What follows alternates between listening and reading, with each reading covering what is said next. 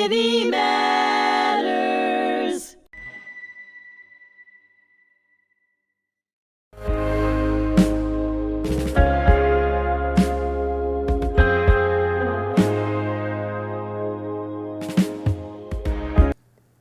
Welcome. I'm Bernie Furshpan, host of Ordinary Heroes here on HMTV at the Holocaust Memorial and Tolerance Center. Today I have a very special guest who's no ordinary hero. He's pretty extraordinary. He's a journalist, an author. He also is a creator of podcasts. He's pretty well-rounded in many topics, including intergenerational trauma. We're going to be talking about that and the parallels between his story and the story of the Holocaust. Mr. Lee Hawkins. Thank you so much. It's a distinct honor as well as a great privilege to be here today. Thank you. Well, thank you for, you had to do a border crossing, didn't you, to get over here? You had to cross state lines to get over here, and I really appreciate that. That's quite an honor to have you here. Yeah, I appreciate the opportunity to see the museum, too, after we're done. I think Holocaust education is critical, and I'm so happy that there's a venue for kids all over to come here, people all over to come here and get informed. Let's talk a little bit about Lee Hawkins. Thank you. Let's talk a little bit about your background. Where did you grow up? What kind of education did you have? What inspired you to do the things that you're doing today? Yeah, thank you. I grew up in Minnesota, in a town called Maplewood, Minnesota, which was a suburb. And it was over 90% Scandinavian white suburb. My family was very deeply rooted in the black community as well in St. Paul, Minnesota. So we lived in a suburb where there were very few black people in our first house. And then our second house in the early 70s, there were many black families who started to move because there was a highway built right through the center of the black community, which we saw happen all over the country. And people thought that would, force people to sell their homes, but then move in other areas of the black community. But what it really did was it pushed a lot of us towards buying homes in the suburbs. And so that was a very historical moment, which I call the integration generation, which I'm the first. I call myself the first generation in my family to be born with equal rights to a white person under the Constitution, even though my family has been in America since the 1600s. My father was a Jim Crow apartheid survivor. He lived through apartheid, and when he was 12, he moved to Minnesota after his mother died, who couldn't get equal treatment in a hospital in Alabama. And the decision was made that he would move to Minnesota to get some, to move with some family members who had already done the migration north. So my story is deeply rooted in being the first generation to have opportunities that my father didn't have. And that formed a lot of my upbringing in Minnesota because my father's mind was very much still locked in Alabama and the rules of white supremacy that he grew up in. And he was very afraid for us. We were very close. And he did a lot to try his best to shape me into a young man who would be a young boy who would be years beyond his maturity level, almost like an adult, just because he was afraid for my safety. So when I grew up there, and then I went to the University of Wisconsin, Madison, where I was the editorial page editor for the Badger Herald newspaper, and I guess that got me into journalism. That's what really inspired that, and I ended up working in some papers in Wisconsin, and then I just did 19 years at the Wall Street Journal. I say just did like it was a prison sentence. It wasn't. Yeah, and then I got into in 2022, I got into podcast creation. And at that time in 2022, we found out that our series about the Tulsa Massacre of 1921 that I did, one of the last pieces of work that I did at the Wall Street Journal, was a finalist for the Pulitzer Prize. And that kind of positioned me then for me to release my book, I Am Nobody's Slave, How Uncovering My Family's History Set Me Free, which was released earlier this year on HarperCollins. We have the paperback coming out in January, and right now I'm traveling the country speaking about this relationship with my father and the fact that my curiosity about my father and the things he would not discuss when we were kids really inspired me to get him to open up later once I had all the skills as the investigative reporter that I became, so that I could go back and study the family history going back 400 years. And in order to do that, I had to take a DNA test, and I had to contact the white side of the family, because I found out that I had 18% DNA from Europeans, which was all about colonization and enslavement and the sexual assault of our matriarchs. And so I do have a relationship with my white cousins, and they opened up their vault, and we looked through 400 years worth of family history, and I was able to look at how slavery and Jim Crow, which ended only 60 years ago, affected the way that I was raised. And I'll just say this last thing.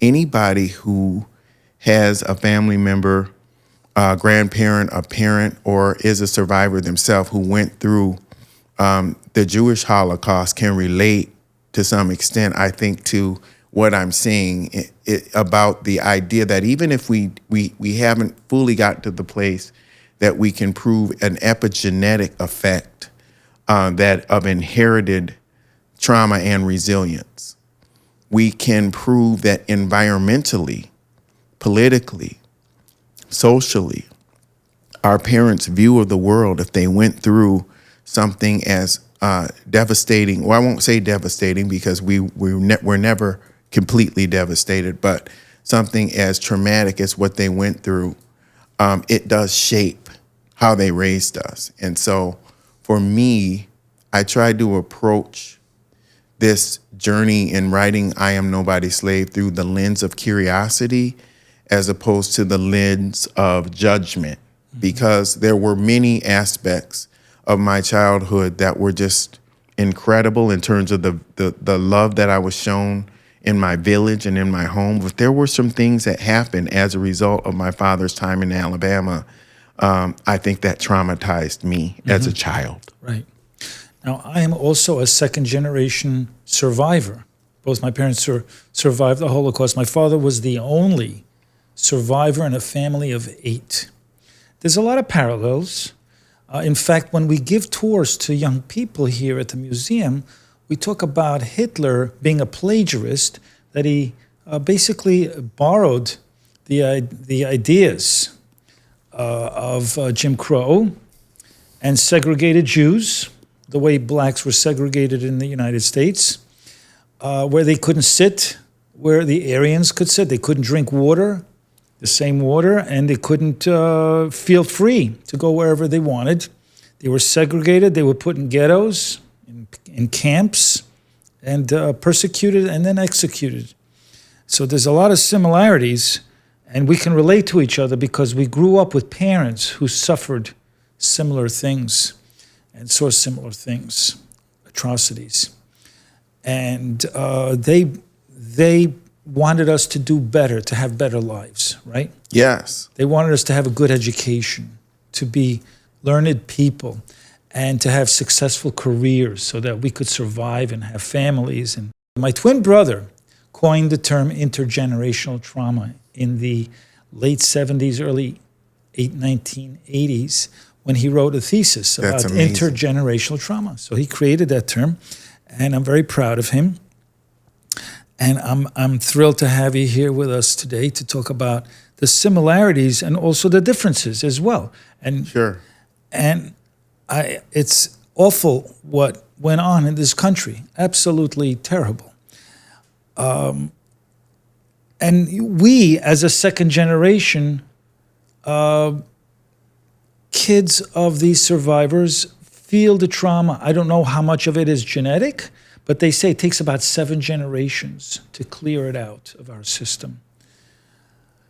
What was different about the way you were raised? When did you realize that your father was different, the way he raised you from other kids that you grew up with? Well, that was almost immediate. Like we moved, we lived. So when I was a kid, my father had served in the Vietnam era of the Air Force. So he enlisted in the Air Force during the Vietnam era. He was not drafted, he enlisted, which I always think was such a powerful thing because he wasn't even treated like an equal citizen for his whole life, but he loved the country enough to serve the country. So we were patriotic people.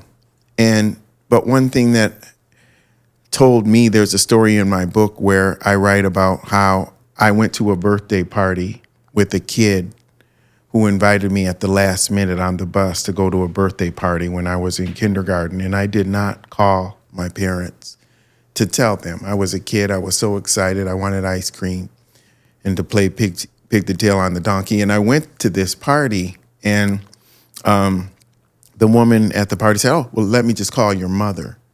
And so the whole book, I won't ruin it for you, but the whole story in the book is about how my parents reacted to that. And I can tell you that it did involve a belt, and it involved the statement, "You're not a kid anymore." Right? And at that time, I was about 5 years old. And so I think at that moment, with the intensity with which I was whipped, I call it whipping, right? Because I was able to trace a straight line from the belt that me and a lot of my African American friends experienced when we were kids as a form of discipline, to the belt that our great-great-grandparents, the whip that our great-great-grandparents received on the plantations in the South. And so I knew that my father was different from the fathers of the other kids, of course, because he was black, but then the other ones who I was friends with in the city and in my church community, their parents were similar, right? And a lot of them were from Mississippi, Alabama, Louisiana, Texas, and these were the great Americans who did the migration. Some of them, the grandparents were more people who came to work in factories. And like you say, every generation it gets better. And so I grew up in a generation with a lot of superintendents and HR directors and, black people who had gotten their master's degree in education. But one of the things that they were very similar to my father in the sense that they were firebrand when it came to discipline and the expectation of perfection, which kind of contrasts the racial stereotype of black people as not hard workers and not achievers. Because I never knew a black person who didn't work. I only knew black people who worked for companies for 30 years and got pensions, and some worked 2 and 3 jobs, and we all had to pull our weight. And so my father, against this backdrop, would sometimes have nightmares, and I loved my father. I loved him so much, and he loved me. We were like best friends. And so I think that was what scared me, because when you're a kid, you look up to your father and you think he's not afraid of anything. But he would cry out like a little boy in the middle of the night, and I could hear my mother saying, "Leroy, you're having a dream. You're having a dream." And then I would sometimes get the courage to ask him, "Dad, what were you dreaming about last night?" And he would just say, "Alabama, son, Alabama." Wow. My dad would wake up in the middle of the night also crying because of the things that he saw and he had to do to survive. Like you said, 60 years ago is when the Jim Crow laws terminated. But before that, there was World War I, World War II. I just got back from an event in Congress just 2 days ago where the Harlem Hellfighters were finally recognized and awarded the Congressional Medal of Honor. And the families, of course, received it. And the shame of it is, both in World War I and World War II, African-American soldiers were fighting for freedom that they couldn't even enjoy in this country. Yeah, that's true. My my family members, L.C. Crenshaw and Herschel Farrar, and many others served in World War II, and I still visit their graves. And they came out of Jim Crow, so they knew when they went over, and they got treated with more respect abroad than they did here. Right. And they were hoping that the valor and bravery that they displayed would help them here back home, but it had no impact. Yeah, I get it.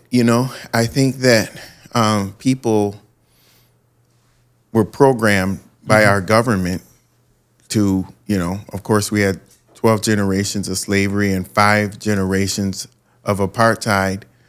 And so people were programmed to believe that black people should be treated differently and to not have the same rights. So who were we then to come back as decorated soldiers, walking around with pride when there were so many white men who didn't serve, right? And there were a lot who didn't serve. And I think part of what I've learned from growing up in the situation that I grew up in is there is a lot of resentment towards higher echelon achievements of blacks and Jewish people and people of color and any minoritized people in this country. When you're locked into a stereotype and you believe things should be a certain way, and then people come and consistently disprove your perception of them,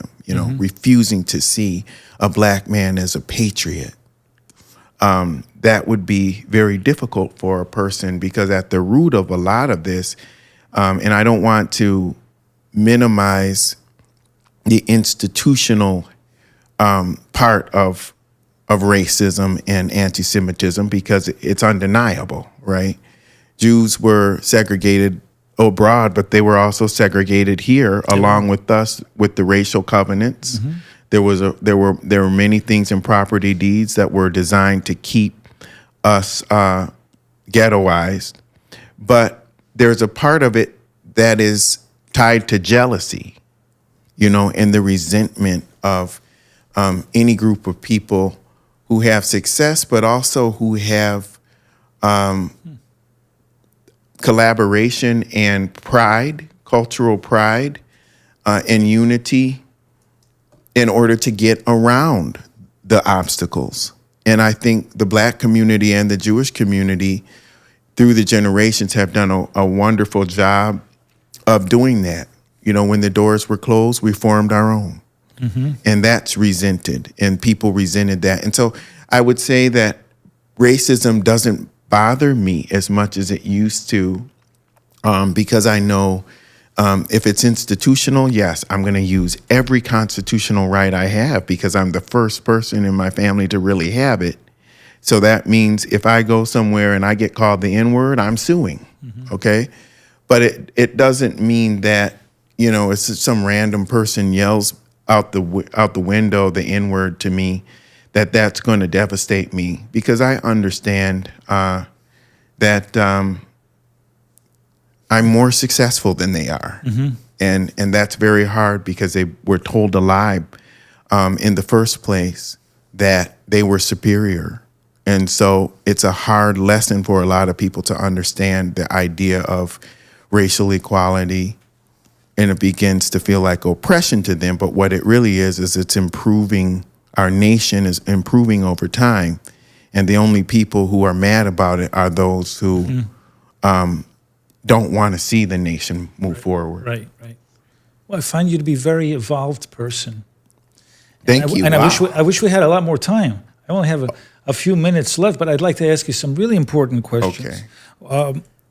And I appreciate everything you've said so far. I think it's very meaningful. Thank you. And I think our listeners are going to really appreciate what you've said. Well, anybody who considers me an evolved person is very evolved.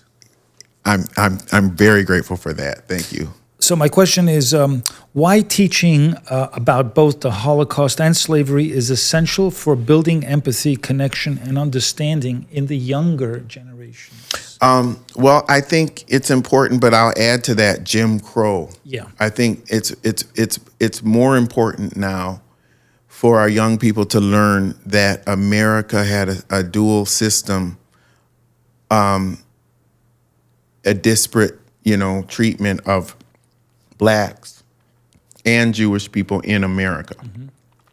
Because I don't think they understand that. And I don't think they understand the extent to which violence and murder was a part of it. I've had a person in my family murdered every generation since 1837. So my next book, Murder at Mile 39, is about the murders from 1890 to 1990 in my family. And that's when I call,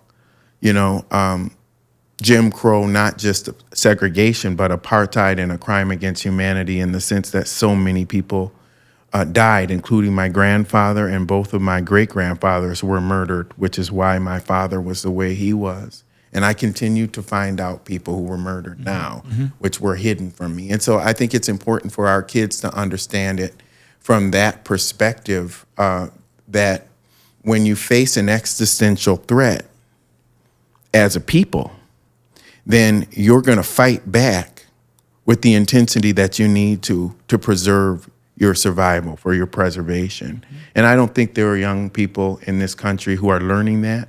I don't even think our country has even begun to confront Jim Crow. I think the Jewish community has done a great job with Holocaust education and also with slavery. When you look at Passover and you say, we were slaves to Pharaoh. And you talk about how important it is to pass down the oral history, and that those who do that will be rewarded by God, because, the black community, because we're still living on the site of terror where slavery took place, many of us have internalized slavery as shame, when we really have nothing to be ashamed of. It wasn't us. No, it's true. We survived it too. A lot of Holocaust survivors were ashamed also to talk about what they went through as well. It's very true what it does to people. There's some positive impacts. They turned it into leadership, advocacy, creativity. Yes. How has it impacted you in terms of creativity? I know you're a musician as well. Yeah, I don't exactly know. I feel like it's just divine power that you get when you have come from greatness, and the people who were able to continue to go forward despite the hardship. And I think that we're loving people. Anybody who's gone through intergenerational trauma or grief, yes, it can be devastating, and not everybody survives it. But those who move forward with the right attention to healing just have a higher level of personal awareness and consciousness. And I think it makes us a lot more altruistic in our thinking. It makes us understand. For me, I see no conflict between altruism and capitalism. I think that we feel like we're behind a lot of times, and we have to redeem the sacrifices of the previous generations. And so that can also mean, that's why you see a disproportionate attention put on success, so that you can pass down generational wisdom and wealth to the previous generations, or to the future generations, and make up for what you lost. And so I think that's powerful. And I'll just say one last thing to that question. The beauty of it, too, is to be able to reflect upon how we, in the black church, we say, I don't know how I made it over, but I do. I do know how we made it over, and how we made it over was through working together. If you look at the early 1900s, it was, there were a lot of things that the Anti-Defamation League went through that allowed the blueprint of the civil rights movement to start. And so when we worked together, whether you're talking about Julius Rosenwald and Booker T. Washington coming together for the Rosenwald schools, or you're talking about the large percentage of Jewish lawyers who represented us on the Brown versus Board of Education in very critical cases, or the freedom riders who died alongside Black people to make America a better country. How could we not be successful if we know we come from that level of greatness? And so I think that that's where it comes from. We stand on the shoulders of giants, and it's our obligation to continue to push forward for those ancestors. And I know and trust that we will. Beautifully said. Thank you. You're a beautiful soul, a very evolved person, so interesting to talk to. And I really enjoyed this conversation. I really appreciate you coming out. It was so worth it. Oh, man. It's worth it it for really me. was so worth it. I can't wait to check out the meet you museum. and to listen to what you have to say and your perspectives and the resilience our families had, right, to survive and to do well. And I find that those that survived were actually, you would think that somebody who goes through such adversity would be bitter and lose hope in humanity. They were the most kind, generous human beings that I know of, especially my dad. He went through, what is considered a nightmare, and yet he came out as such a generous human being, a wonderful person. I appreciate your time, and thanks so much for sharing, and I hope that people read your book. Thank you, brother. And the title is? I Am Nobody's Slave, How Uncovering My Family's History Set Me Free. I want to thank you so much, Lee Hawkins. Thank you so much for joining me today. Appreciate it. And I want to thank our listeners for joining us. I also want to thank Priscilla Dolan, who is our technical director, who's been doing some fabulous work here at the studio. And I want to thank Steve Kozak for making this connection between us. Thank you. And I appreciate that. And I want to thank our listeners for joining us today. I'm Bernie Furshpan of HMTV, your host for Ordinary Heroes. Until next time.